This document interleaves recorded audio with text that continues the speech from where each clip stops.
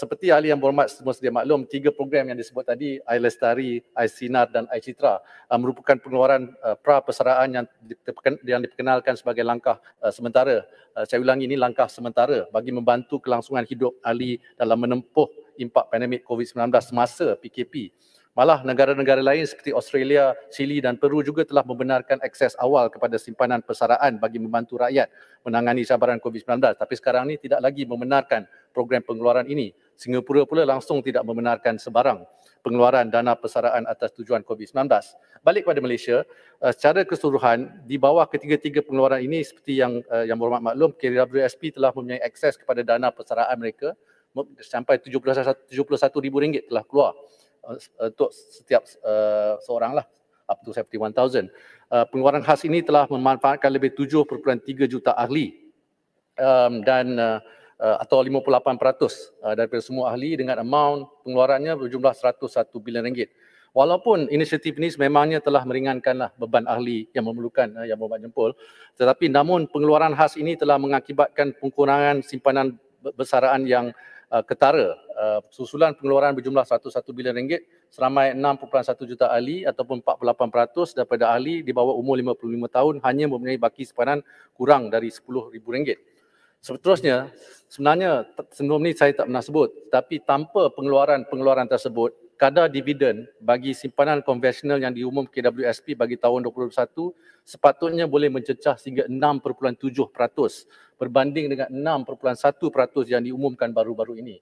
Ini bermakna RM5.4 bilion dari segi dividen tambahan boleh diagihkan kepada semua ahli KWSP jika pengeluaran sebelum ini tidak dibuat.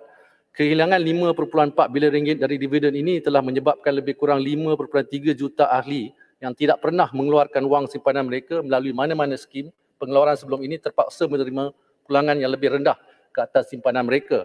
Saya ingin bertanya kepada yang berhormat sekalian yang juga mewakili pencarum yang tidak perlu mengeluarkan simpanan mereka, adakah ini adil? Kedua, sekiranya dibenarkan pengeluaran RM10,000 secara one-off, bilangan ahli yang layak membuat pengeluaran adalah dijangka seramai 6.3 juta ahli. Ini berkemungkinan melibatkan pengeluaran tambahan berjumlah sekurang-kurangnya RM63 bilion. Sekiranya pengeluaran tambahan dibenarkan, KWSP perlu melaksanakan pengimbangan portfolio dan impaknya mungkin lebih dari nilai pengeluaran berjumlah RM63 bilion.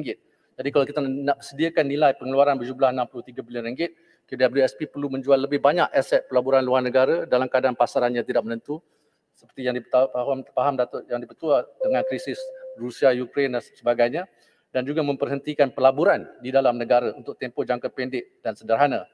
Langkah ini akan terus memberi impak negatif kepada pasaran saham dan juga bond tempatan.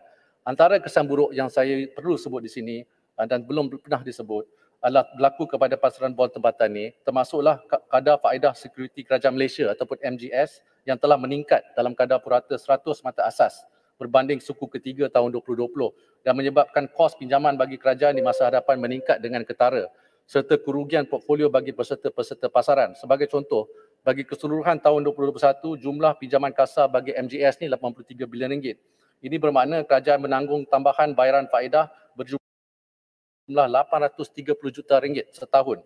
Bayangkan nilai ini sepatutnya dapat digunakan bagi pelbagai program dan bantuan kewangan untuk rakyat. Jadi kenaikan lanjut kadar faedah ini juga akan menyebabkan kerugian yang lebih besar serta terus meningkatkan sentimen negatif peserta pasaran terhadap pasaran kewangan tempatan. Yang berhormat Menteri perlu masa?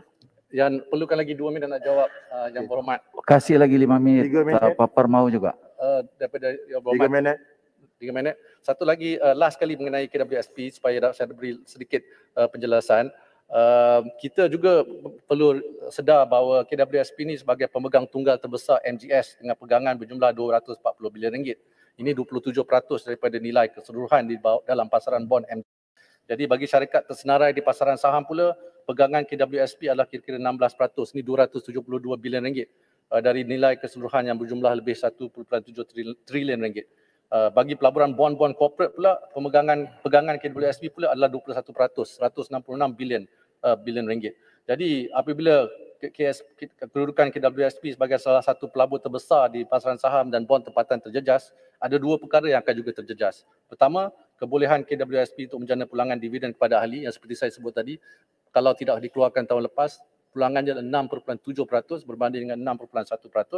dan juga peranan KWSP dalam menyediakan kecairaan modal bagi pasaran bond tempat kerajaan di mana kos meminjam kerajaan akan naik dan telah pun naik sebanyak 100 basis point, about 1% dengan izin, dan ini akan mengakibat kos yang lebih tinggi kepada kerajaan yang sebenarnya boleh digunakan untuk menolong rakyat dan juga membangunkan negara.